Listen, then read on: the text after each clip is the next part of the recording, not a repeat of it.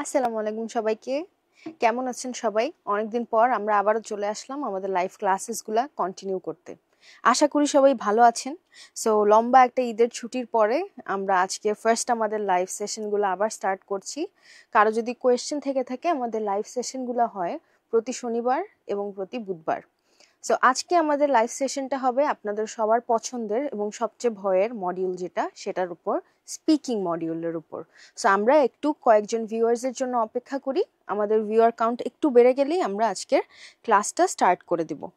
ততক্ষণে সবাই আমাকে একটু বলেন যে আপনাদের ঈদ কেমন গেল।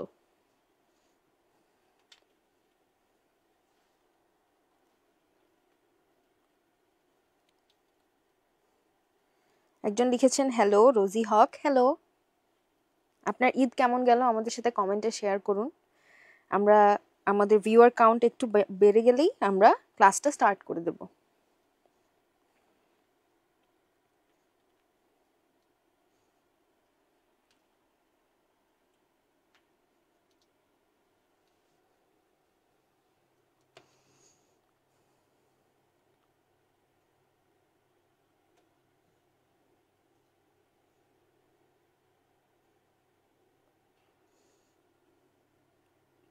আজকে আমাদের যে মডিউলটা সেই মডিউলটা হলো স্পিকিং। তো স্পিকিং মডিউলে আমরা আজকে দেখব ক্যামব্রিজ 19-এরই আরেকটা test, which is test 2। So test 2 এর উপরে আমাদের আজকে যে স্পিকিং সেশনটা, স্পিকিংয়ের আমাদের 3টা পার্ট আছে, পার্ট 1, 2, 3, তিনটেই আমরা আজকের সেশনে কভার করব।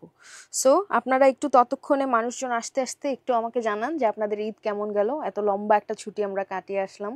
সো সবারই ঈদ আশা করি ভালো গিয়েছে। এবং ঈদে কে কি করলেন, আপনারা কিভাবে প্রিপারেশন নিলেন, কেউ কি পড়ালেখা করেছেন কিনা। পড়ালেখা করেছেন এটা শুনলে হয়তো বা কষ্ট পাবো, কারণ ছুটিতে পড়ালেখা করাটা খুবই স্যাড। নাবিল হাসান লিখেছেন কেমন আছেন আপু, ঈদ কেমন কাটলো। Alright, thank you Nabil for asking. তো আমার ঈদ আলহামদুলিল্লাহ ভালোই গিয়েছে। আপনার ঈদ কেমন গেল সেটা আমাদের সাথে কমেন্টে শেয়ার করেন। সাব্বির রহমান লিখেছেন ঈদ ভালো কাটলো, বাট ভ্যাকেশনটা একটু ফাস্ট শেষ হয়ে গেল। আই এগ্রি, আমার কাছেও মনে হয়েছে যে ভ্যাকেশনটা জাস্ট 2 দিনে শেষ হয়ে গিয়েছে। সৈয়দ ইবতিসাম আলহামদুলিল্লাহ ভালো। How was your Eid ma'am? Thank you for asking Ibtisam. আমার ঈদও ভালো ছিল আলহামদুলিল্লাহ। আমি অ্যাকচুয়ালি ঢাকার বাইরে কোথাও যাইনি। সো আমি যা ঢাকার ভিতরেই ঘোরাঘুরি করার একটু করেছি, আর বেশিরভাগ সময় আমার অ্যাকচুয়ালি বাসায় কেটেছে। সাদিয়া আফরিন হ্যালো আপু, after long time. Hello Sadia, আশা করি আজকের ক্লাসে আমাদের সাথে থাকবেন পুরা টাইম। আমাদের সাথে দেখছে Habibur Rahman, hello ma'am. Hello Arafat Islam Simon, খুব বাজে ঈদ কেন, বাজে ঈদ কেন গেল আমাদের সাথে একটু শেয়ার করেন।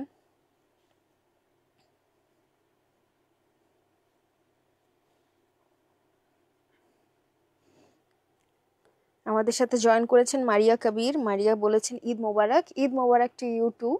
আপু আপনার ঈদ কেমন গেল আমাদের সাথে শেয়ার করেন। সো আমরা আর 1 মিনিট অপেক্ষা করব, এরপরে আমরা আজকের সেশনটা স্টার্ট করে দিব। আমাদের সাথে রাগিব রাতুল দেখছেন, থ্যাংক ইউ ফর ওয়াচিং। আমাদের সাথে শেষ পর্যন্ত থাকবেন। তৌহিদ কামাল নামে একজন লিখেছেন আপু সালামি দিয়েন। ভাই আপনাকে তো আমি চিনি না, আপনাকে কিভাবে আমি সালামি দিব, but Eid Mobarak.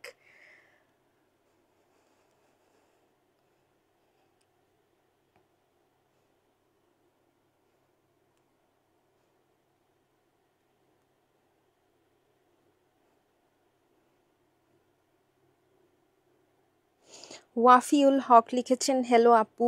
Hello Wafi. গোলাম রাব্বানি লিখেছেন হ্যালো ম্যাম। হ্যালো, সাথে একটা ইমোজিও দিয়েছেন। অলরাইট, সো আমার মনে হয় আমরা অ্যাকচুয়ালি স্টার্ট করতে পারি আজকের সেশনটা, এবং আমরা গল্পও করতে থাকবো আর আজকের ক্লাসটাও করতে থাকবো, নো ওয়ারিজ। সো আমাদের আজকের সেশনটা অ্যাকচুয়ালি স্পিকিং মডিউলের উপর।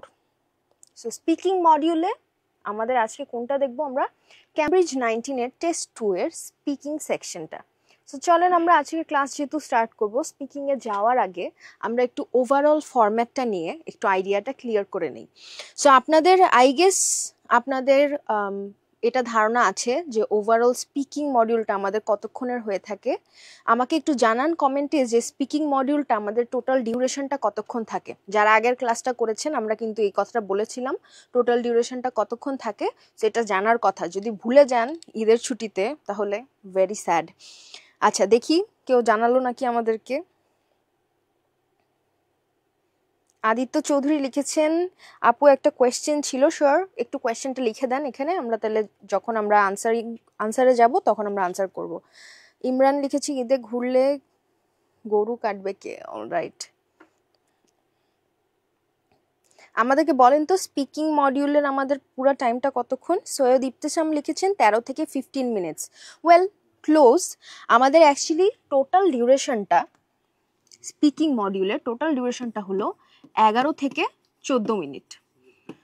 সো আমরা এই 11 থেকে 14 মিনিটের মধ্যেই পুরা কথাবার্তা যা সেশনটা হয়ে থাকে অ্যাকচুয়ালি। অনেকে, একজন লিখেছেন সাব্বির রহমান লিখেছেন 15 থেকে 20 মিনিট। ওয়েল, এটাও ঠিক ভুল বলা যাবে না অ্যাকচুয়ালি, কারণ এই 11 থেকে 14 মিনিটের মধ্যে অনেকের এই স্পিকিং সেকশনের এক্সামটা 7 মিনিটে 8 মিনিটেও শেষ হয়ে যায়, অনেকের 10 মিনিটে শেষ হয়ে যায়, অনেকের এই 14 মিনিট এক্সটেন্ড করে 20 মিনিট পর্যন্ত যায়, অনেকের এমনও হয়েছে 21 মিনিট পর্যন্ত এক্সাম হয়েছে।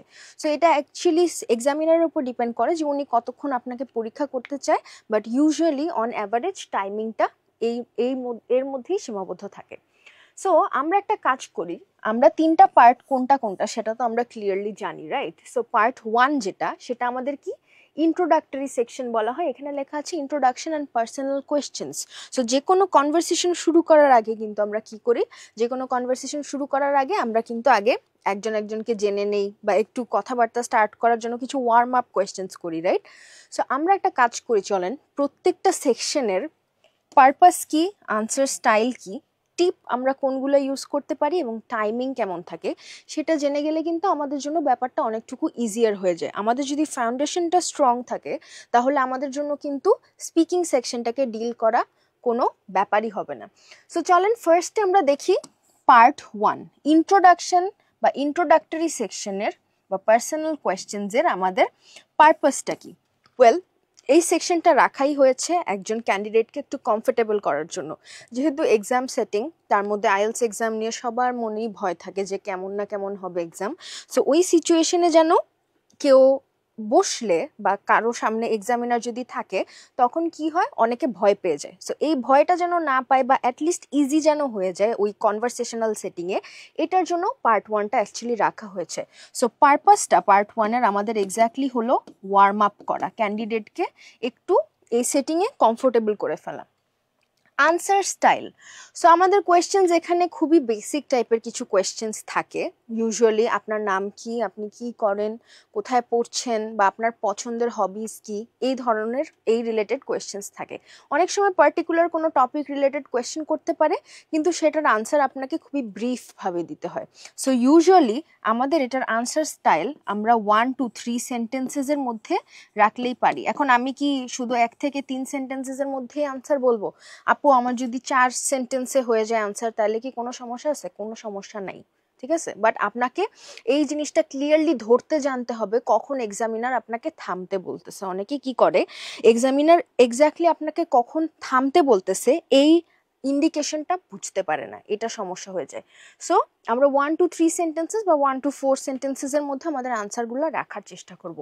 এখন আমাদের পার্ট 1-এর জন্য আমরা কিন্তু এখন জাস্ট পার্ট 1 নিয়ে কথা বলছি, 2 and 3-তে আমরা আসবো, প্রত্যেকটাই একটা একটা করে দেখব। পার্ট 1-এর টিপ কি? সো ফার্স্টের মেইন কথাই হলো পার্ট 1-এ you need to be as natural as possible, ঠিক আছে।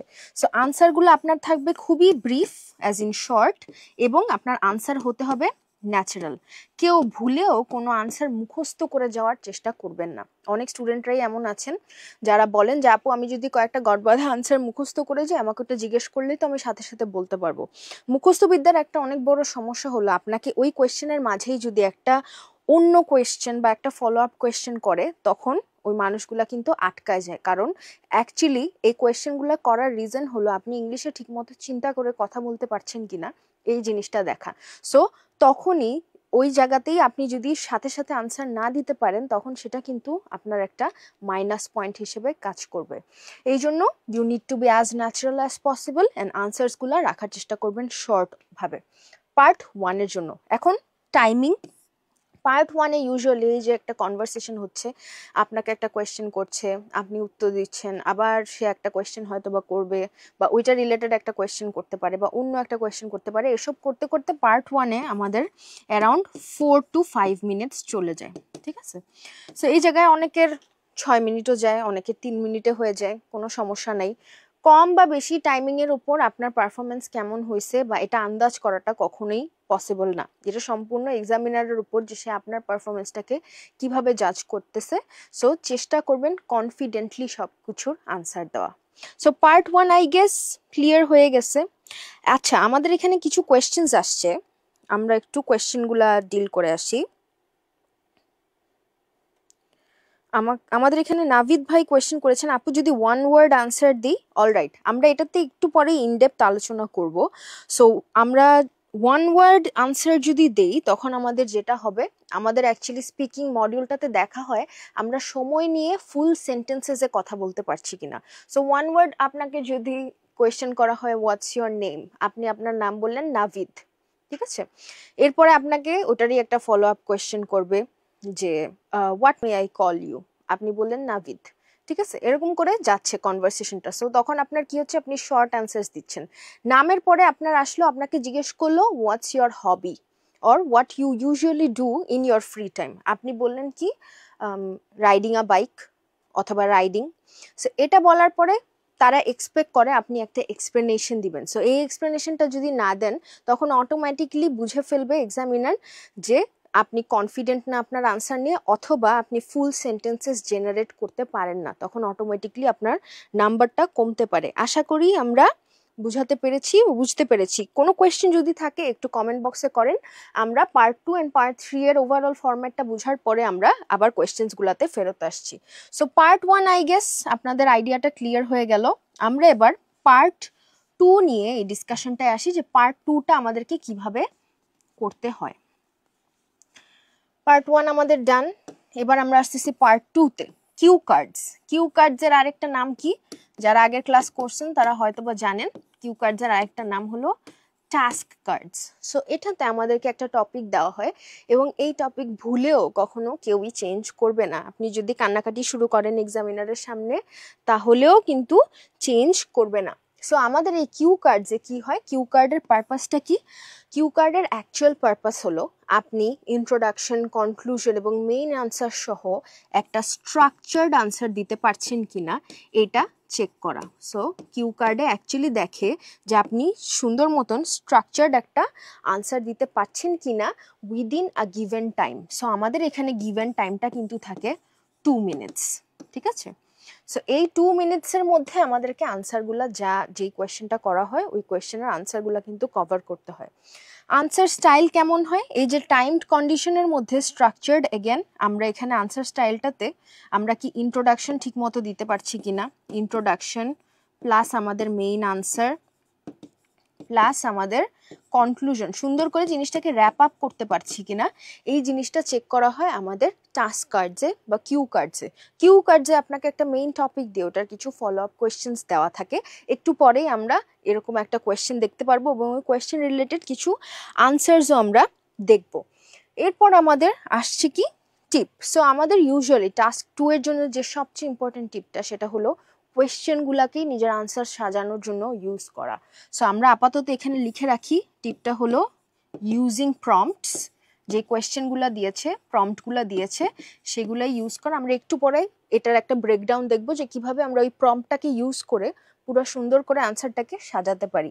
এবং টাইমিং অলরেডি আমরা বলে দিয়েছি যে 2 মিনিট আমাদেরকে এখানে সময় দেওয়া হয়। কিন্তু একটা মজার ব্যাপার হলো কিউ কার্ডসের সেকশনে আপনাকে একটা প্রিপারেশন টাইমও দেওয়া হবে।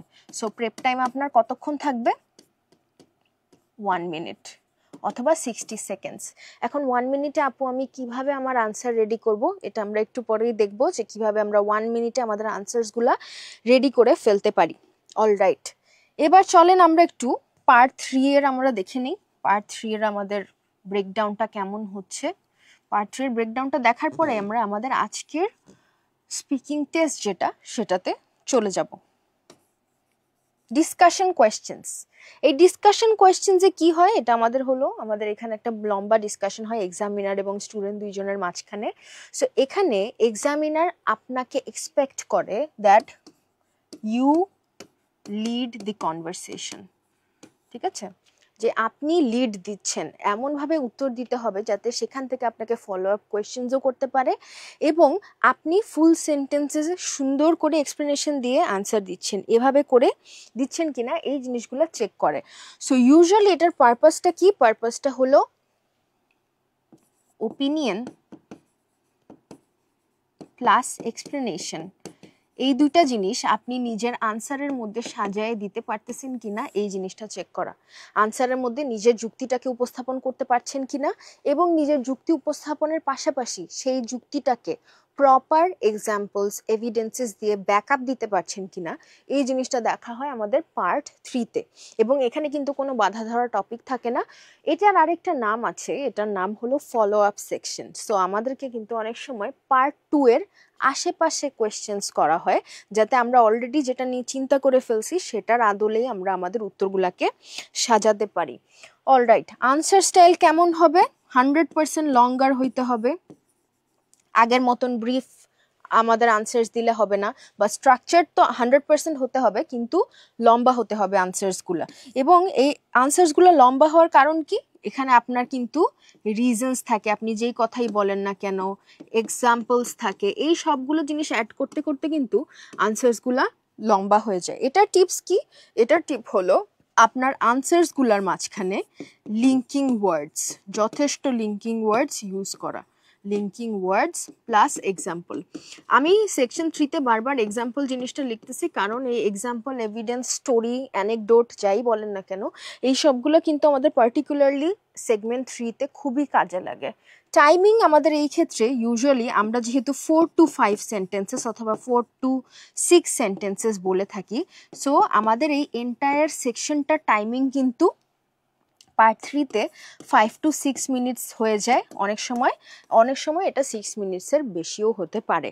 অলরাইট, সো আমাদের পুরো ওভারঅল ওভারভিউটা আমাদের নেওয়া হয়ে গেল। সো আমরা একটু কোয়েশ্চেনগুলো দেখে আসি যে কোয়েশ্চেনগুলো কি এসেছে আমাদের।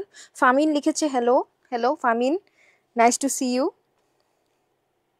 আদিত্য চৌধুরী লিখেছেন উত্তরা ব্রাঞ্চে আমি বুঝতেছি না কিভাবে করব, স্টাডি প্রসেসটা যদি বললে দিতেন যে কিভাবে পড়বো, কিছু বুঝতেছি না।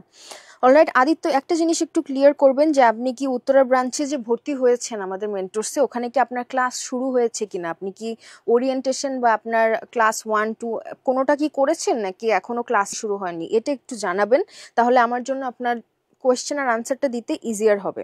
আমাদের সাথে দেখছেন নাজনীন আক্তার লিপি, হ্যালো। আনন্দিতা রিনা দেখছেন আমাদের সাথে, হাই। সোহান শেখ আবদুল্লাহ দেখছেন আমাদের সাথে, রাফসান, মাইশা, রাফসান আদিব আপু পার্ট 3টা যদি বলতেন। হ্যাঁ রাফসান, আমরা পার্ট 3-তে যাব। আমরা পার্ট 1-2 সবগুলোরই আনসার কিভাবে করতে হয় আনসার দেখে দেখে আমরা পার্ট 3-তে আস্তে আস্তে মুভ করব। অলরাইট, টাস্ক কার্ডস বলেছেন একজন, Ibtisam, thank you so much. শিক্ষকের প্রশ্ন বুঝতে সমস্যা হয়, ইয়াসিন ভাই প্রশ্ন করেছেন, এক্ষেত্রে কি করব? প্রশ্ন বুঝতে সমস্যা হলে আপনার এক্স্যাক্টলি কি ওয়ার্ডসগুলো বুঝতে সমস্যা হচ্ছে নাকি সে আপনাকে কি কোয়েশ্চেন করছে? দেখেন, কোয়েশ্চেন আপনি যদি ক্লিয়ারলি ধরেন, আপনি যদি ক্লিয়ারলি সেটাকে কম্পার্টমেন্টালাইজ করে ফেলেন, তাহলে কিন্তু কোয়েশ্চেন আমাদের ওই যে WH কোয়েশ্চেন্স যেগুলো, এগুলার আশেপাশেই হয়ে থাকে। আর যা কোয়েশ্চেন্স করে সেগুলো হলো ডু, ডাজ, হ্যাভ, হ্যাজ, এগুলা নিয়ে। সো এগুলা ভার্বস আই গেস আপনার বুঝতে সমস্যা হওয়ার কথা না। এরপরে আমাদের আসতেছে কি কোয়েশ্চেনের মেইন টপিকটা। সো আপনি একটা কাজ করতে পারেন, আমাদের প্রত্যেকটা কোয়েশ্চেনের জন্যই আমরা যদি কোয়েশ্চেনটাকে 2 ভাগে ভাগ করে ফেলি তাহলে আমাদের জন্য ব্যাপারটা একটু ইজিয়ার হয়ে যায়। প্রশ্ন বুঝতে সমস্যা হওয়ার ক্ষেত্রে যে সমস্যাটা, এটাকে সলভ করার জন্য প্রত্যেকটা কোয়েশ্চেনের জন্য আমরা যদি কোয়েশ্চেনটাকে 2 ভাগে ভাগ করি, একটা হলো কোয়েশ্চেনের প্রাইমারি ফোকাস কিসে আর কোয়েশ্চেনের সেকেন্ডারি ফোকাস কিসে। প্রাইমারি মানে একদম প্রাথমিক, যেটার আনসার আপনাকে দিতেই হবে। সেকেন্ডারি হলো এটার পরে কোন জিনিসটার উপরে কোয়েশ্চেনটা ফোকাস করছে। সো আপনাকে এখানে এক ধরনের কোয়েশ্চেন করা হলো, tell us about a time that you visited a place that you really like and share how you felt about it. So এখানে আমাদের প্রাইমারি কোয়েশ্চেন কিন্তু অ্যাকচুয়ালি আপনার একটা সময় যখন আপনি আপনার পছন্দের একটা জায়গায় গিয়েছিলেন। প্রাইমারি কোয়েশ্চেন হলো এটা যে আমি পছন্দের কোন জায়গায় কোন সময় গেছিলাম, এগুলো আমাকে আগে অ্যাটেম্প্ট করতে হবে। সেকেন্ডারি কোয়েশ্চেন কি, যে how you felt about it, যে আপনি এই জিনিসটা কি এনজয় করেছেন নাকি না, ভালো লেগেছে না খারাপ এক্সপিরিয়েন্স ছিল। সো আপনি যদি এইটুকু বুঝে ফেলতে পারেন তখন আপনার জন্য আনসারটা স্ট্রাকচার করা অনেকটা ইজি হয়ে যায়। আশা করি বুঝাতে পেরেছি। ক্লিয়ার যদি না হয় একটু কমেন্টে জানাবেন। মইনুল ইসলাম আপু, আমি পড়ে সব বুঝি কিন্তু বলতে সমস্যা হয়। মইনুল ভাই, অ্যাকচুয়ালি এটার জন্য আমাদের প্র্যাকটিস ছাড়া কোনো রাস্তা নেই। আপনি ফ্রেন্ডদের সাথে প্র্যাকটিস করতে পারেন বা নিজেকে রেকর্ড করেও প্র্যাকটিস করতে পারেন। আশিক, আমাদের সাথে আশিক আছেন। আসসালামু আলাইকুম। ওয়ালাইকুম আসসালাম। আনন্দিতা, আনসার কি সিম্পল সেন্টেন্সে বলা যাবে নাকি কমপ্লেক্স সেন্টেন্সের স্ট্রাকচার ইউজ করতে হবে? অলরাইট, সো আমরা যখন কথা বলি আমরা সিম্পল, কমপ্লেক্স, কম্পাউন্ড এরকম করে আমাদের নিজের অজান্তেই কিন্তু আমরা প্রত্যেকটা স্ট্রাকচারই ইউজ করি। কোনো মানুষ কখনোই শুধুমাত্র সিম্পল সেন্টেন্সে কথা বলবে এটা কিন্তু হয় না, আনলেস কেউ ইন্টেনশনালি কাজটা করতেছে। সো আমরা যে এই যে কথার মাঝখানে অ্যান্ড বলি, বাট বলি, ইফ বলি, এগুলো কিন্তু আমাদের কম্পাউন্ড অ্যান্ড কমপ্লেক্স এই স্ট্রাকচারগুলোর মধ্যে চলে যায়। সো আপনি হয়তোবা নিজের মনের অজান্তেই প্রত্যেকটা স্ট্রাকচারই ইউজ করতেছেন। আমি যেটা বলবো আরেকটু মনোযোগ দিয়ে প্র্যাকটিস করতে, প্রত্যেকটা স্ট্রাকচার দেখে দেখে, তাহলে আপনি হয়তোবা ধরতেও পারবেন যে আপনি এক্স্যাক্টলি কোথায় কোন স্ট্রাকচারটা ইউজ করতেছেন। অ্যান্ড অ্যাগেন, শুধু সিম্পল সেন্টেন্সে কখনো কেউ কথা বলে না, এবং বললেও জিনিসটা অনেক মনোটোনাস হয়ে যায়, সেই জিনিসটাকে ডিসকারেজ করা হয়। আনসার্সের ফ্যাক্টস ভুল বললে কি মার্কস কেটে দিবে আপু? Not really. কখনো কিন্তু কেউ ফ্যাক্ট চেকিং করতে যায় না আনসার্সে। যেটা করে সেটা হলো যে আপনি আনসারটা কত কনভিনিয়েন্টভাবে, সুন্দরভাবে কনভে করতে পারছেন, এই জিনিসটা দেখে।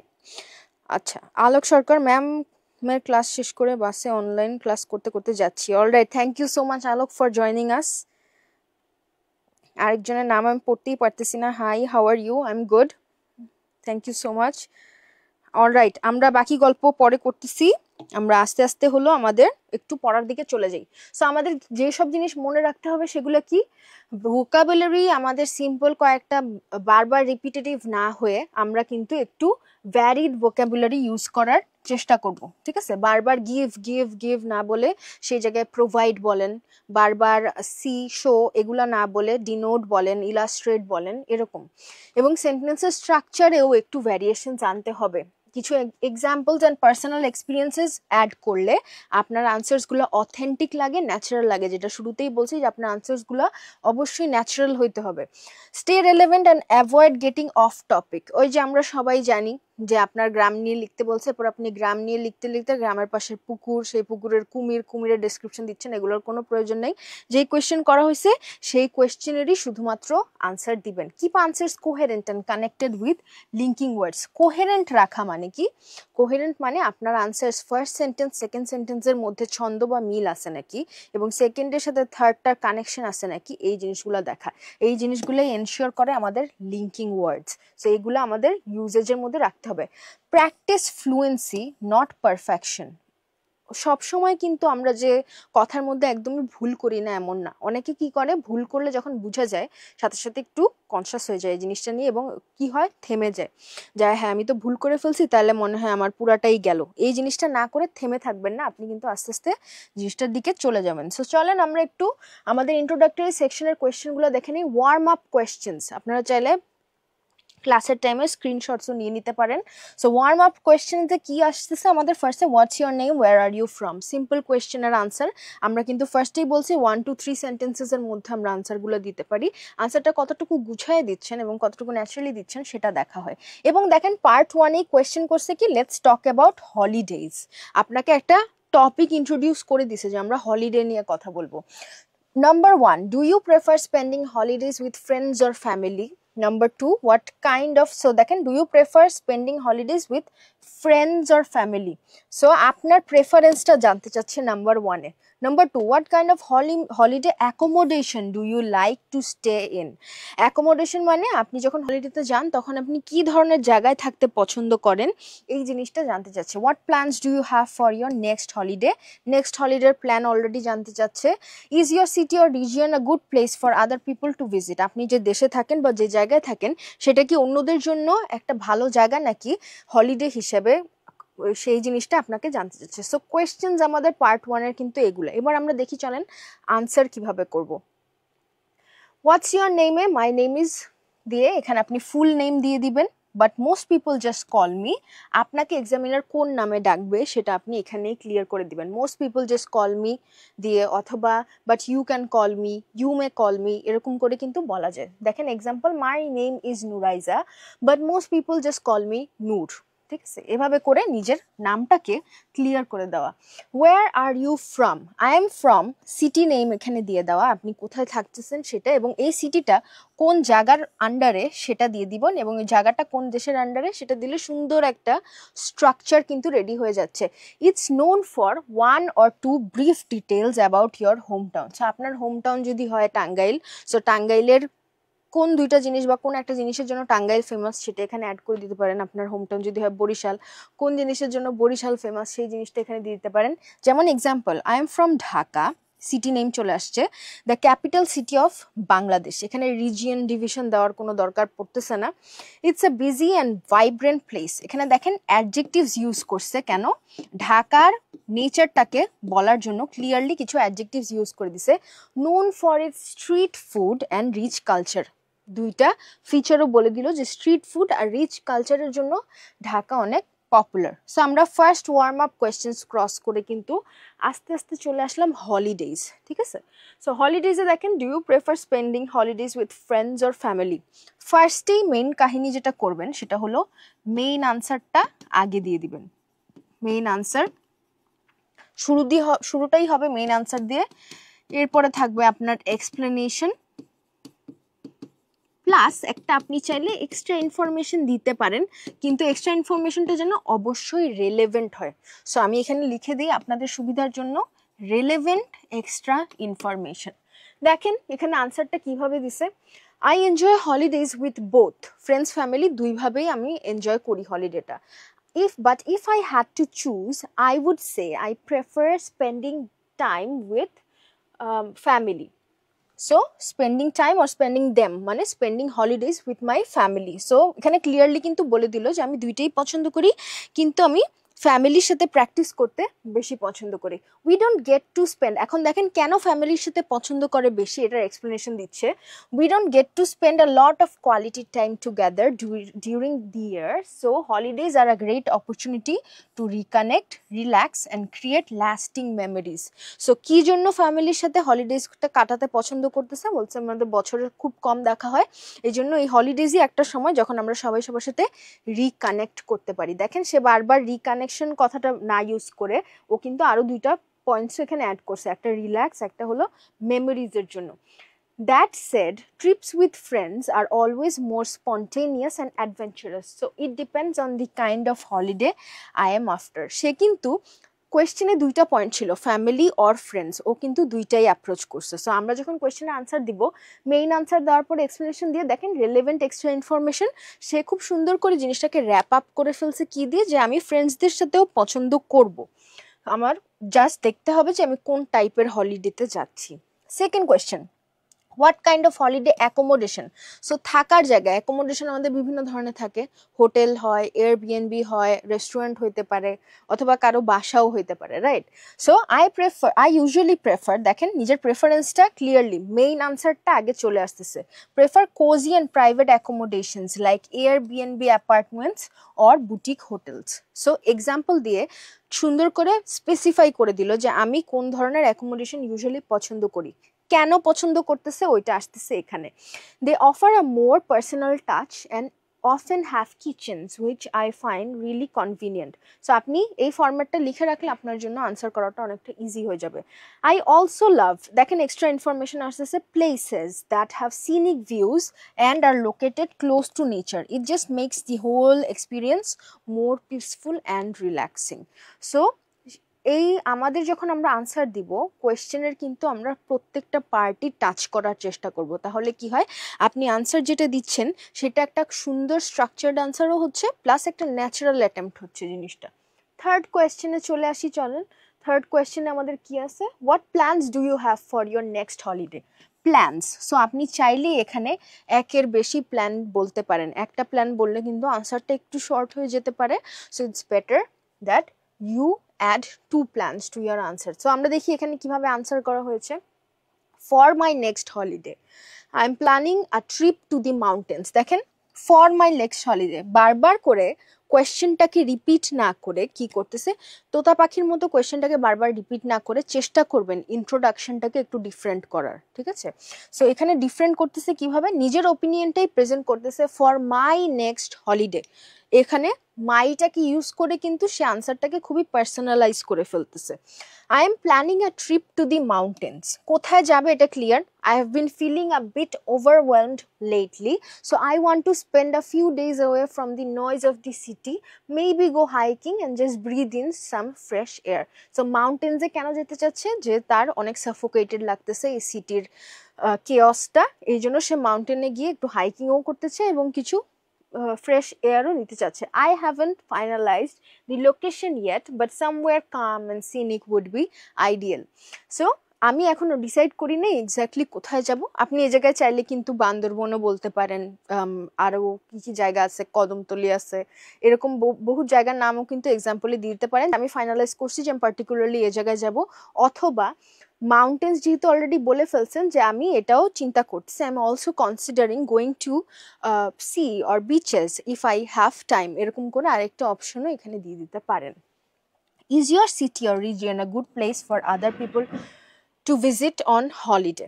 So yes, definitely. দেখেন, আগে আনসারটা ক্লিয়ার করে দিচ্ছে যে হ্যাঁ এটা ভালো একটা জায়গা, আপনি মেইন আপনার ওপিনিয়নটা দিয়ে দিচ্ছেন, দিয়ে এবার কি করবেন, এক্সপ্লেনেশন।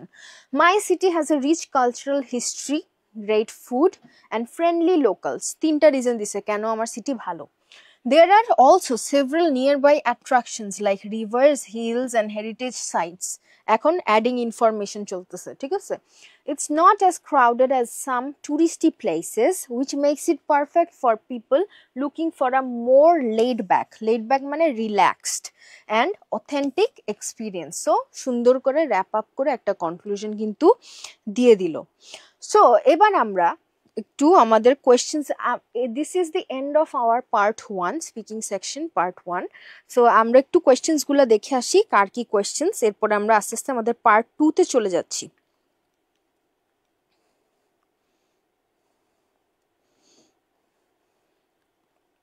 অলরাইট, ফাহিম আহমেদ লিখেছেন রাইটিং মডিউলের ক্লাস কবে হবে? অলরাইট ফাহিম ভাই, আপনি মনে হয় মিস করেছেন নাকি, আই ডোন্ট নো। আমাদের রাইটিং মডিউলের ক্লাস কিন্তু হয়েছে, আপনি চাইলে আমাদের এই পেজেই সেভ করা আছে, একটু দেখতে পারেন স্ক্রোল ডাউন করে, এবং সামনে আরও রাইটিং ক্লাসেস আসবে।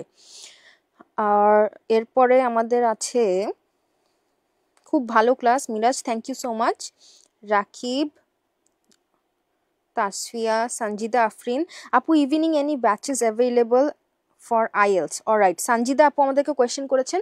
সো আমাদের ইভিনিংয়ের যে ব্যাচেসগুলো সেগুলো হলো 6:30 থেকে 8:30। আপনি যদি অফলাইনে এসে ক্লাস করতে চান এই টাইমটাতে হয়ে থাকে সন্ধ্যা 6:30 থেকে 8:30। এবং আপনি যদি অনলাইন কোনো ব্যাচেস নিতে চান সেটাও আপনি একটু অফিসের সাথে যোগাযোগ করে কথা বলতে পারেন। আপনি আমাদের অফিসের হেল্পলাইনে ফোন করলেও আপনাকে এই জিনিসটা দিয়ে আনসারটা সুন্দর করে বলে দিবে। 6:30 থেকে 8:30 এই টাইমটা একটু জেনে রাখেন অফলাইন ক্লাসেসের জন্য। নাভিদ লিখেছেন আপু, ভোকাবুলারিতে উইক হলে কি স্পিকিংয়ে কম মার্কস পাবো? ভোকাবুলারি অ্যাকচুয়ালি আপনার প্র্যাকটিস করতে হবে। এখন উইক আপনি কোন জিনিসটাকে বোঝাচ্ছেন, যে আপনি কি একদম ভোকাবুলারি ইউজই করতে পারছেন না, নাকি আপনি বারবার একই ভোকাবুলারি রিপিটেডলি ইউজ করছেন?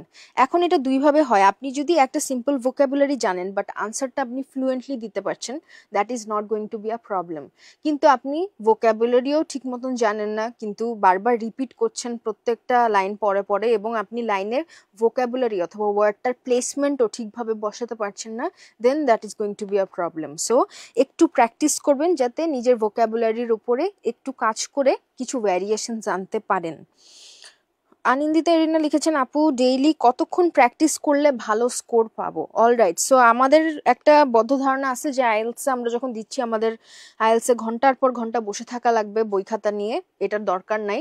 আপনি অ্যাকচুয়ালি ডেইলি যদি 2 ঘন্টা বা খুব বেশি হইলে 4 ঘন্টা কমিট করেন, I think that is enough. 4 ঘন্টা আমি বলবো না, আমার 4 ঘন্টা অ্যাকচুয়ালি আমার কাছে মনে হয় অনেক বেশি। 2 থেকে 3 ঘন্টা আপনি একটু রাখেন নিজের জন্য, যে আমি এই টাইমটায় খুবই মনোযোগ দিয়ে যেই মডিউলই করেন না কেন সেটা আমি প্র্যাকটিস করব, এরপরে আমি আমার দুনিয়ার যত কাজ আছে, ফেসবুক স্ক্রোল করা, টিকটকে রিল দেখা, যা আছে সব কিছু এই 2-3 ঘন্টার পরে বা আগে করেন। কিন্তু যখন আপনি পড়তে বসবেন তখন আর সব ডিস্ট্রাকশনস বন্ধ করে দিবেন।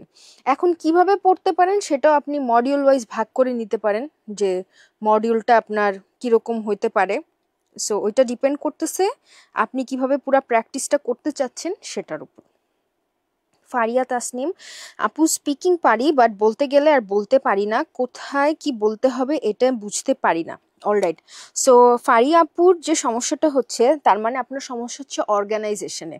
প্লাস আমাদের স্পিকিংটা অ্যাকচুয়ালি দেখা হয় কি, যে আমাদের থট প্রসেসটা কতটুকু ক্লিয়ার এবং আমরা ওই থট প্রসেসটা অনুযায়ী সুন্দরভাবে স্ট্রাকচার্ডভাবে আনসারটা দিতে পারছি নাকি।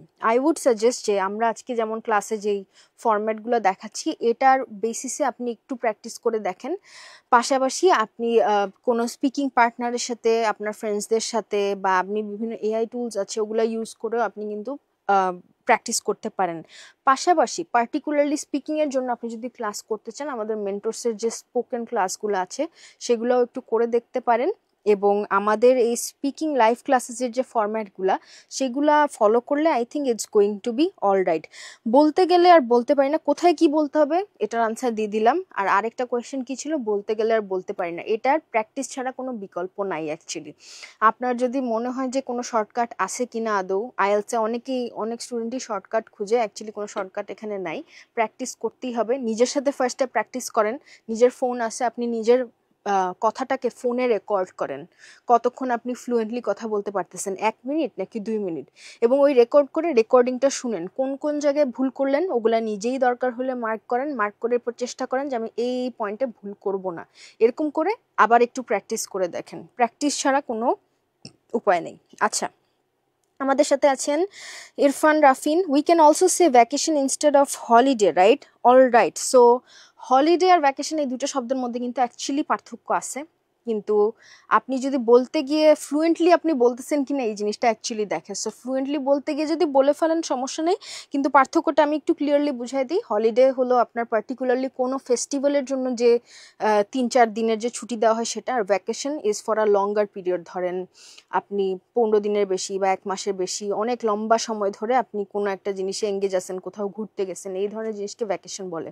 সো বলার টাইমেও একটু কেয়ারফুল থাকবেন যে হলিডে বলতেছেন, সো হলিডেটা আপনি কি জন্য একটা লিভে গেছেন বা সেইভাবে সিনোনিমস ইউজ করবেন।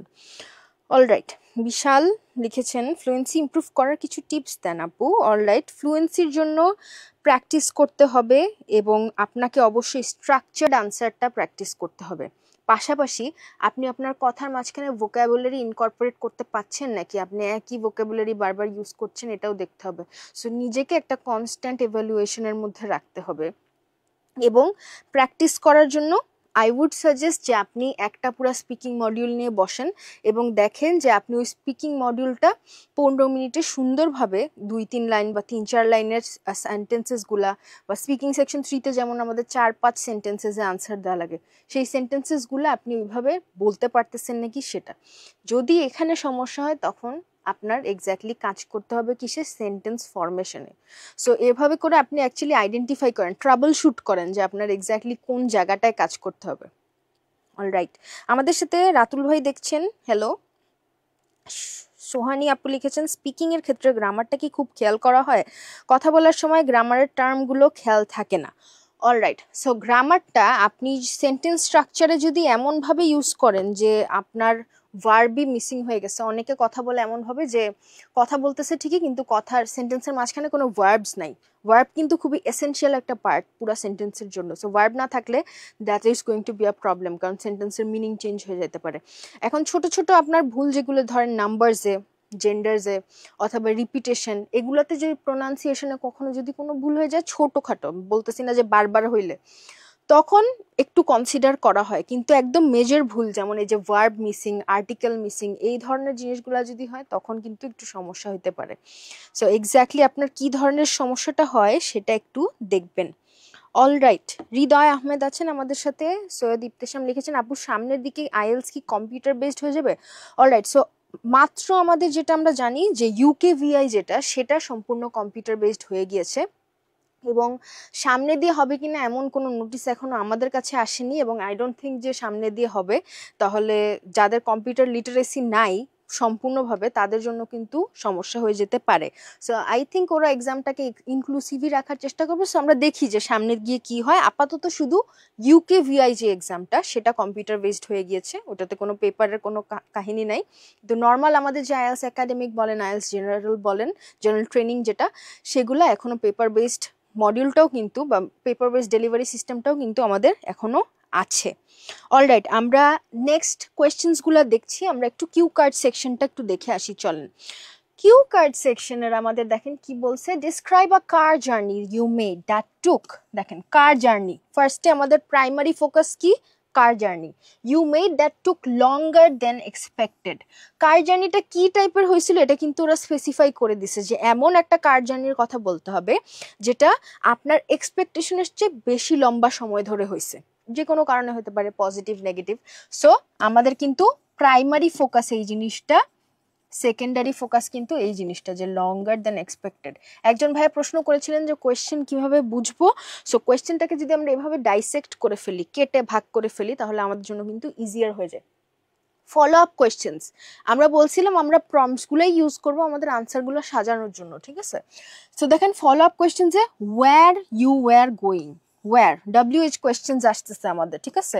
হু, how and why, WH questions clear. So ফার্স্টে জায়গা, where you were going, so এখানে জায়গার নাম অবশ্যই প্লেসে ডিটেলস আসবে, প্লেসের নাম আসবে প্লাস ডিটেলস আসবে। যেহেতু আমরা যদি এক ওয়ার্ডে এক লাইনে আনসার দিই তাহলে কিন্তু 2 মিনিট সময়টাকে পুরোপুরি কভার করা আমাদের জন্য একটু কঠিন হয়ে যাবে। সো 2 মিনিট আমাদের কথা বলতে হলে কিন্তু প্রত্যেকটা কোয়েশ্চেনের আনসারই আমাদেরকে অ্যারাউন্ড 1 to 3 লাইনস অথবা 1 to 4 লাইনসে দিতে হবে, এবং সেটাকে অবশ্যই ডিটেলস অ্যাড করতে হবে। Who you were with, so এখানে পিপলদের ডিটেলস আসবে, কাদের সাথে ছিলেন, ঠিক আছে, কেন ছিলেন, কিভাবে কি কি প্ল্যান করছিলেন, এই ধরনের কথাবার্তা আসবে এখানে। How you felt during the journey, so এখানে আপনার ইমোশনস আসতেছে প্লাস ওপিনিয়ন আসতেছে, যে আপনি এই জায়গাটায় কি ফিল করছিলেন, যে কেন এরকম এই জার্নির সময় এক্স্যাক্টলি কি হয়েছে। And explain why this car journey took longer than expected, so why, কেন এটা হয়েছিল। সো এখানে আমাদের রিজনটা আসবে, এবং যেহেতু এটা আমাদের লাস্ট কোয়েশ্চেন, সো রিজনটার সাথে আপনি চাইলে কি করতে পারেন, ডিটেলস অ্যাড করতে পারেন, বা আস্তে করে টেনে এখানে একটা কনক্লুশন দিয়ে দিতে পারেন। দেখেন আমি প্রত্যেকটার জন্য কিন্তু দুইটা দুইটা বা একটা একটা ওয়ার্ড আইডেন্টিফাই করে ফেলছি। এখন আমাদেরকে যখন এই কোয়েশ্চেনটা দিবে আমাদের হাতে সময় থাকবে 1 মিনিট, ঠিক আছে। সো 1 মিনিটে কি হবে, আমাদেরকে 1 মিনিটে আনসারগুলো রেডি করতে হবে। এখন এই 1 মিনিটে যদি আপনি সেন্টেন্সেস লিখতে যান দেন আমাদের কি হবে, একটা আমরা ভালো ধরা খেয়ে যাব। কেন? কারণ 1 মিনিটে সব সেন্টেন্সেস লিখে শেষ করতে পারবেন না, এবং তখন আপনার একটা প্রবলেম বা হেজিটেশন কাজ করবে। সো আমরা চলেন দেখি এই যে এইভাবে যে আইডেন্টিফাই করছি আমরা, এখন দেখি আনসারটা কিভাবে সাজানো হয়েছে। A car journey that took much longer than expected was a trip I made last year from my city to a coastal town called Cox's Bazar. নামটা চলে আসছে। Normally it takes about 10 hours but this time it took nearly 16. এবং কত ঘন্টা লাগছিল সেটা clear, আমাদের ইন্ট্রোডাকশনটাই main আনসারটা কিন্তু চলে আসছে, একদম ক্লিয়ার করে দিছে। ফার্স্ট কোয়েশ্চেনের আনসার এখানে ক্লিয়ার, এবং এই পুরো জিনিসটা দেখতে অনেক বড় লাগছে। এটা যখন আপনি বসে কথা বলতে যাবেন দেখবেন এই পুরো স্যাম্পল রেসপন্সটা আপনি যদি স্পিডে কথা বলেন আপনার 1.5 মিনিট লাগবে, এবং আপনি যদি স্লোলি ধীরে সুস্থ কথা বলেন তাহলে আপনার 2 থেকে 2.5 মিনিটের মধ্যে সময় লেগে যাবে এই পুরো আনসারটা বলতে। I was traveling with my cousin, মানুষের ডিটেলস আসতেছে, and 2 of our close friends, cousin আর friends.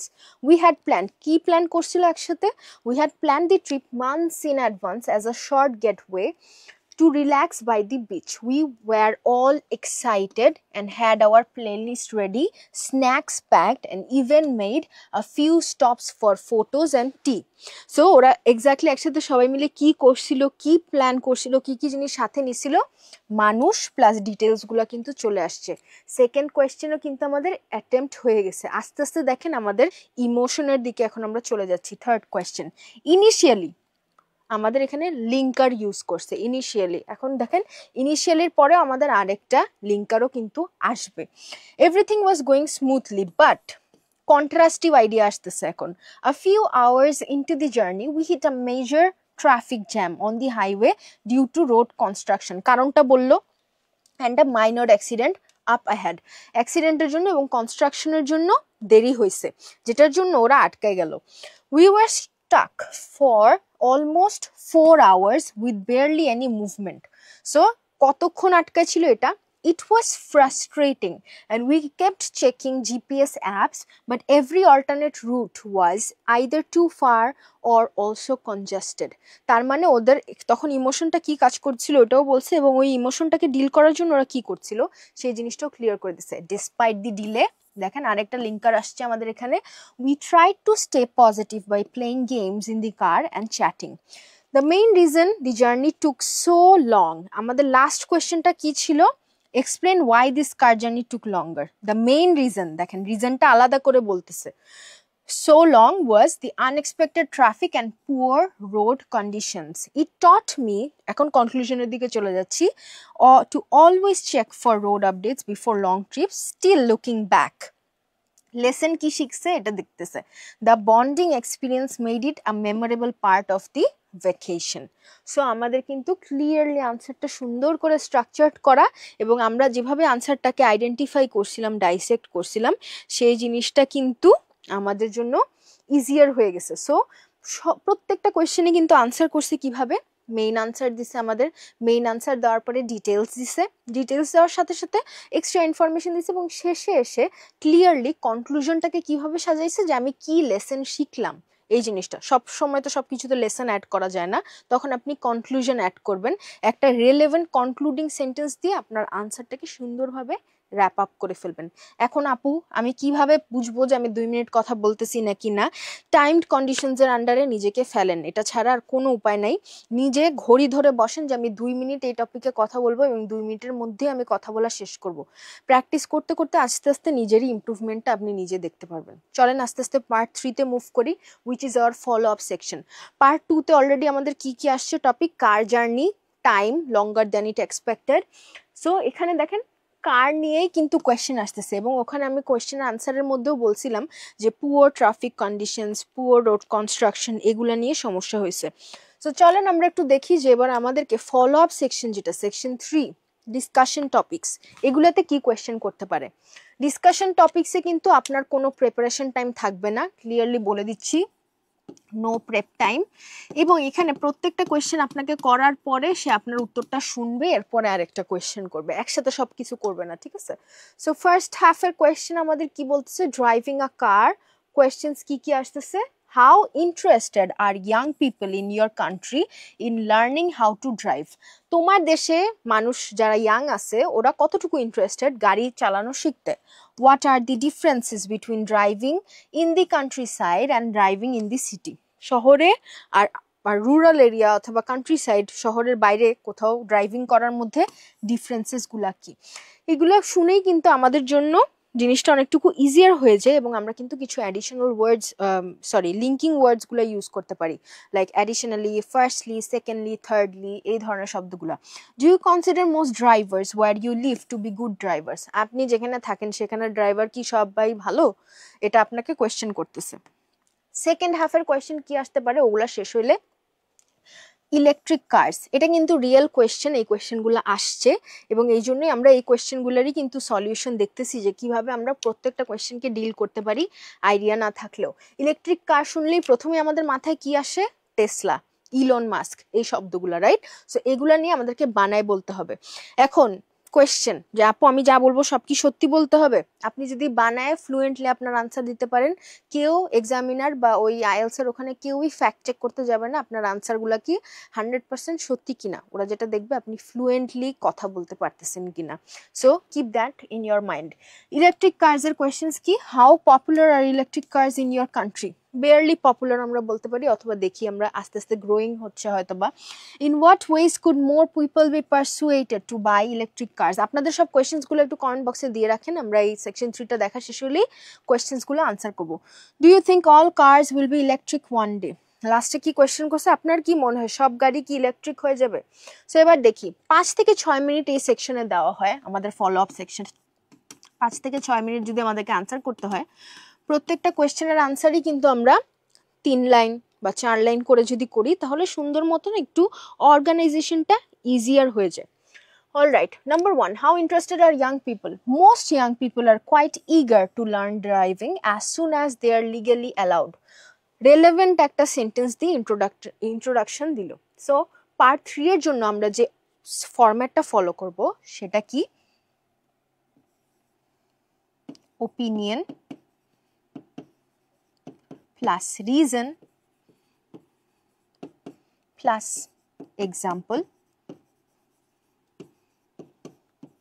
Plus optional information. অবশ্যই সেটা রেলেভেন্ট অপশনাল ইনফরমেশন হইতে থাকবে। পুরা ফরম্যাটটাকে সংক্ষেপে মনে রাখেন ওরিও এই শব্দটা দিয়ে। কেউ যদি আপনাকে ওরিও ফরম্যাট শিখাইতে যায় আমার এই চেহারাটা মনে করবেন, ঠিক আছে? আমি ওরিও ফরম্যাটটা আপনাদেরকে শিখাই দিলাম, এই ফরম্যাটটা আজকের পর থেকে আর ভুলেন না। সো দেখেন ওপিনিয়ন কি দিয়ে দিল, যে সবাই ইগার গাড়ি চালানো শিখতে।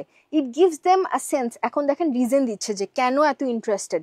It gives them a sense of independence and freedom, especially in areas where public transport is not reliable. However, contrastive idea আসতেছে, in big cities some delay it because traffic is stressful and parking is limited. কোন বড় বড় শহরে অনেকে এই জিনিসটা শেখা থেকে একটু দেরি করে, কারণ কি ট্রাফিক অনেক স্ট্রেসফুল আর পার্কিং সুবিধাটা কম। সো সুন্দর মতনে একটা আনসার কিন্তু দিয়ে দিল, ইন্ট্রোডাকশন দিয়ে এক্সপ্লেনেশন দিয়ে আস্তে আস্তে একটা ইনফরমেশন অ্যাড করে দিল। What are the differences between driving in the countryside and in a city? Driving in the countryside is usually more peaceful and scenic with less traffic and wider roads. In contrast, এই দেখেন এই যে in contrast এই শব্দটা যে use করছে এটা কিন্তু আমাদের একটা লিঙ্কিং ওয়ার্ডস এর মধ্যে আসতেছে। সেটা কি linking word of what? Linking words to show a contrastive idea or to show another position. City driving can be chaotic and with congestion, impatient drivers and frequent stops. So ও দুইটা particular driving সিচুয়েশনের reason কিন্তু adjectives দিয়ে use করে এখানে বলে দিচ্ছে। Urban areas also have more complex road systems and stricter rules, adding relevant information. শুধু এটুকু দুই লাইনে আনসারটা না রেখে আরেকটা লাইনও এখানে অ্যাড করে দিল। Do you consider most drivers where you live to be good drivers? To be honest, এই দেখেন টু বি অনেস্ট দিয়ে কিন্তু ও কি করছে, একটু সময় নিচ্ছে চিন্তা করার জন্য, ঠিক আছে? আমরা যখন বলবো well, to be honest, in my opinion, এই ধরনের কথা যখন বলবো এগুলো হলো টাইম বাইং স্ট্র্যাটেজি। আমরা একটু সময় নেই চিন্তা করার জন্য। এগুলো বলতে বলতেই আমাদের মাথার মধ্যে মেইন আনসারটা কিন্তু চলে আসে। To be honest, not really, এটুকু বলে দিল। While some follow the rules carefully, many drivers tend to ignore speed limits and use their phones while driving. কেন নট রিয়েলি বলার পরে এক্সপ্লেনেশনটা এখানে চলে আসছে। আরেকটা রেলেভেন্ট ইনফরমেশন অ্যাড করতেছে। There's also a lack of proper driver training in some cases, which leads to risky behavior on road. So যে আনসারটা দিচ্ছে সে কিন্তু সম্পূর্ণ এই পুরো জিনিসটারই এগেনস্টে। এখন চলে আসতেছি আমরা আমাদের সেকেন্ড সেগমেন্টে, সেটা কি ইলেকট্রিক কার্স। ইলেকট্রিক কার্সে কি ছিল question?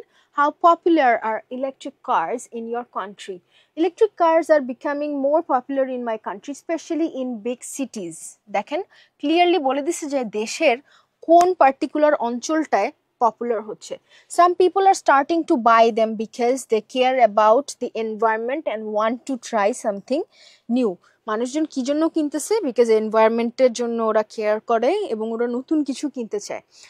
But overall they are still not very common. দেখেন কন্ট্রাস্টিভ আইডিয়াও কিন্তু দিয়ে দিছে যে হ্যাঁ জিনিসটা গ্রোথ হচ্ছে কিন্তু অতটাও কমন না। Most people don't buy them because they are expensive and they are not enough charging stations yet.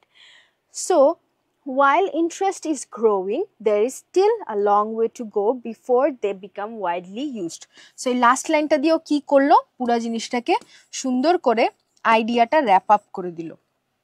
এরপরে দেখি second question, in what ways could more people be persuaded to buy electric cars? There are several ways to encourage more people to consider electric vehicles. এই দেখেন first linking word দিছে, প্রথমে several দিয়ে বলে দিছে যে আচ্ছা আমি এখন তোমাদেরকে কয়েকটা ধরন বলবো, ফার্স্ট, সেকেন্ড, এরপরে আমাদের আসতেছে কি দেখি আমরা। First, Governments could offer tax breaks or financial incentives to make them more affordable, especially for middle income buyers. Second reason ta ki bolteche, investing in a wider network of charging stations would make owning an electric car more convenient and practical. Public awareness, third reason e kintu aste aste jacche. Campaigns highlighting the long-term savings on fuel and maintenance as well as the positive environmental impact could also play a big role. If people saw both economic and ecological benefits clearly, they would be more likely to switch to what? Electric cars. So তিনটা clear ও reason দিয়ে কি করলো এখানে যে মানুষজন যদি এটার সুবিধাটা দেখতো তাহলে ওরা সাধারণতই ওরা কিন্তু সুইচ করার জন্য ডিসিশন নিত। ওর নিজের মতামতের রেলেভেন্ট একটা কনক্লুশন দিয়ে দিছে। Do you think all cars will be electric one day? Yes, I do believe. Yes বলে যদি আপনি এখানে থেকে যাইতেন তাহলে কিন্তু আনসারটা হইতো না। এই জিনিসটাকে ডিসকারেজ করা হয় যে এত শর্ট আনসার না দেওয়া, ইয়েস দিয়ে জিনিসটাকে একটু এক্সপ্লেনেশনস অ্যাড করে দিবেন। Yes, I do believe that eventually all cars will be electric, although it might take several decades for a full transition. Fully electric cars A move করতে হয়তো বা ডেকেড সময় লাগতে পারে। With growing concerns about climate change, stricter environmental regulations and rapid advancements in battery technology, the world is steadily moving in that direction. এই কথাটা বলে এটারই এক্সপ্লেনেশন দিছে এটা দিয়ে। সো কি করছে, ফার্স্টের লাইনের একটা সাপোর্টিং ডিটেইল অ্যাড করছে, ঠিক আছে। Countries like Norway, example আসতেছে, are already setting ambitious deadlines to phase out petrol and diesel vehicles, and others are following suit. তারপরে that said একটা এক্সাম্পল দিল, এখন দেখেন রেলেভেন্ট ইনফরমেশন আসবে। That said, the pace of change will vary depending on the economic conditions and infrastructure development, especially in developing countries. Since I am from Bangladesh, জিনিসটাকে কি করতেছে, personalize করতেছে যে হ্যাঁ আমি আমার পার্সপেক্টিভ থেকে জিনিসটা কিভাবে দেখতেছি। Since I am from Bangladesh, I'm not sure how long it will take for electric cars to become common here, but in the long run, দূরে যদি তাকাই আমরা কি হবে, I believe electric vehicles will become the global standard. So clearly কিন্তু নিজের আনসারটাকেই সে সুন্দর করে সাজায় কি করলো, একটা কনক্লুশন দিয়ে দিল, নিজের পারসেপশনটাকেও অ্যাড করে ফেললো। অলরাইট, সো এনি কোয়েশ্চেন্স, আমরা একটু কোয়েশ্চেন্স গুলা দেখি। আমরা কিন্তু সুন্দর করে তিনটা পার্টি দেখে ফেলছি, তিনটা পার্টের আনসারসও আমরা চেক করে ফেলছি। অলরাইট, এখন আমরা দেখি একটু আমাদের কি কি কোয়েশ্চেন্স আছে। আপু, I have my IELTS exam. Sadia Afrin Antara লিখছে যে IELTS exam in this month, nearly 13 days later. Suggest some strategies. How can I prepare myself in my last times? Alright, যেহেতু 13 দিন সময় আছে, আপনি 7 দিন আলাদা করে ফেলেন। ওই 7 দিনের মধ্যে আপনি পার্টিকুলারলি ফোকাস করেন সবচেয়ে প্রবলেমেটিক যে এরিয়াগুলো হয়। 7 days টার্গেট নেন আগে।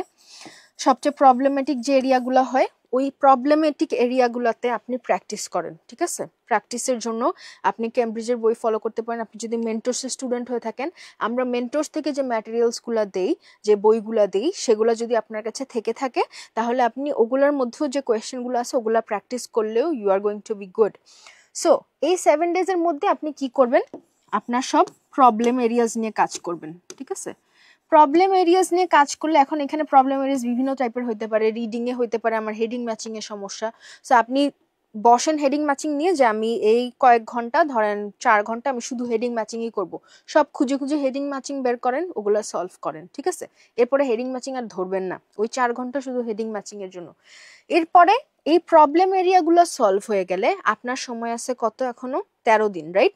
সো আপনি এখন চলে আসেন এই 7 ডেজ প্রবলেম এরিয়া সলভ করার পরে 5 ডেজ, এই 5 ডেজ আপনি কি করবেন, রিভিশন, ঠিক আছে। রিভিশন করবেন what, the strategies, the types, এবং পার্টিকুলারলি কোনোটায় যদি এই 7 দিন সময় দেওয়ার পরেও যদি কোনোটায় সমস্যা থেকে থাকে সেটাই।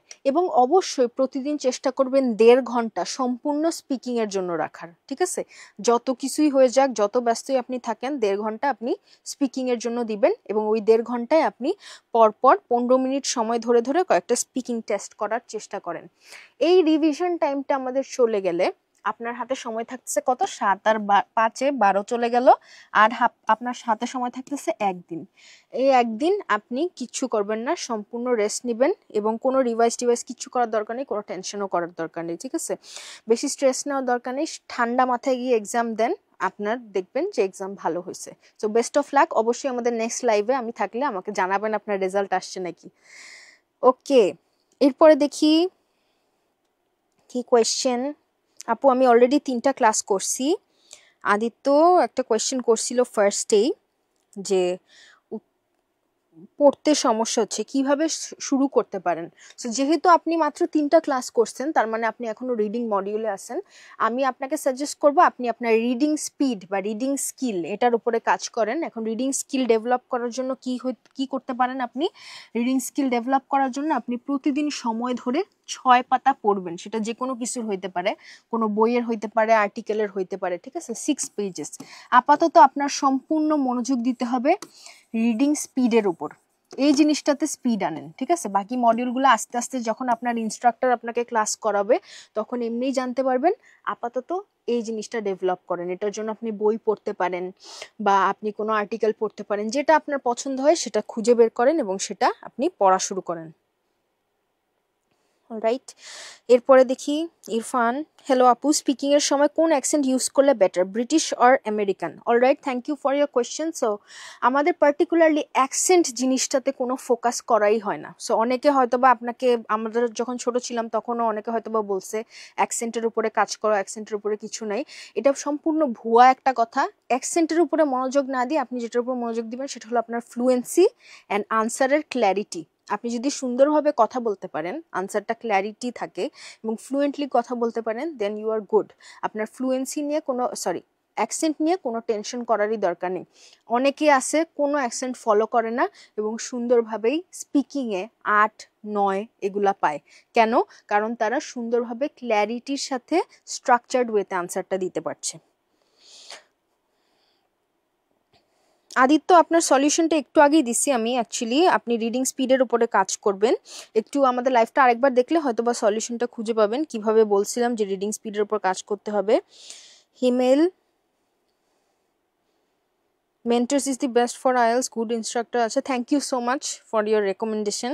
আপনার যত বন্ধু বান্ধব আছে সবাইকে নিয়ে আসেন মেন্টরসে। অলরাইট, ইনায়া লিখেছেন আপু রাইটিং ক্লাস করানো হবে। অলরাইট ইনায়া, আমাদের অলরেডি রাইটিং ক্লাস একটা হয়েছে ক্যামব্রিজ 19-এর টেস্ট 1-এর উপরে। টেস্ট 2 এর উপরেও সামনে দিয়ে হবে এবং আমাদের রাইটিং ক্লাস সামনে আরও আসছে।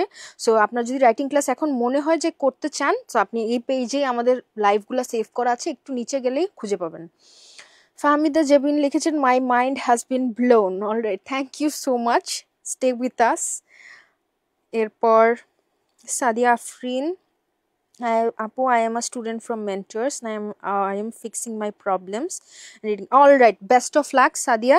আমাকে অবশ্যই জানাবেন যে আপনার স্কোরটা কেমন আসতেছে, ঠিক আছে? যেহেতু মক্সে আপনার স্কোর এত ভালো আসতেছে, আই ক্যান ভাউচ যে আপনার মেইন এক্সামে গিয়ে স্কোর আরও বেটার আসবে। So best of luck.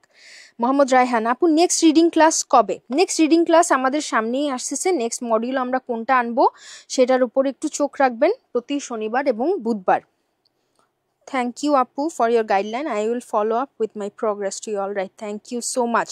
So I guess আমাদের সবার কোয়েশ্চেনই আমরা কমপ্লিট করে ফেলছি এবং আমাদের নেক্সট যে লাইভগুলো হবে তখন আপনারা আপনাদের কোয়েশ্চেন্সগুলো নিয়ে আবার আসবেন। সো দেখা হবে নেক্সট লাইভে। আজকে আমাদের সময়ও শেষ এবং আমাদের স্পিকিং ক্লাসটা আই গেস সুন্দরভাবে আপনারা বুঝতে পেরেছেন। একজন লিখেছেন বাদশাহ, I have decided I will admit mentors for. আচ্ছা, মেন্টরসে ভর্তি হবেন, অবশ্যই আসেন, ভর্তি হন এবং আমরা এখানে যা যা আমাদের সলিউশন দিয়েছি এবং যেভাবে ক্লাস করাচ্ছি, আই গেস আপনি ফিজিক্যাল অনলাইন ক্লাস করলেও আপনার কাছে, অফলাইন ক্লাস করলেও আপনার কাছে অনেক ভালো লাগবে, কারণ অফলাইন ক্লাসেসে আমরা আরও বেশি স্ট্র্যাটেজিস দিয়ে থাকি, আরও ডিটেলসে হয় ক্লাসগুলো। So thank you so much everyone for joining today's class and আবারও দেখা হবে নেক্সট কোনো একটা লাইভ ক্লাসেসে। ততদিন পর্যন্ত ভালো থাকেন। আমাদের লাইভ ক্লাসেসগুলো হয় প্রতি শনিবার এবং বুধবার। সো দেখা হচ্ছে নেক্সট লাইভ ক্লাসে। Good luck and stay well.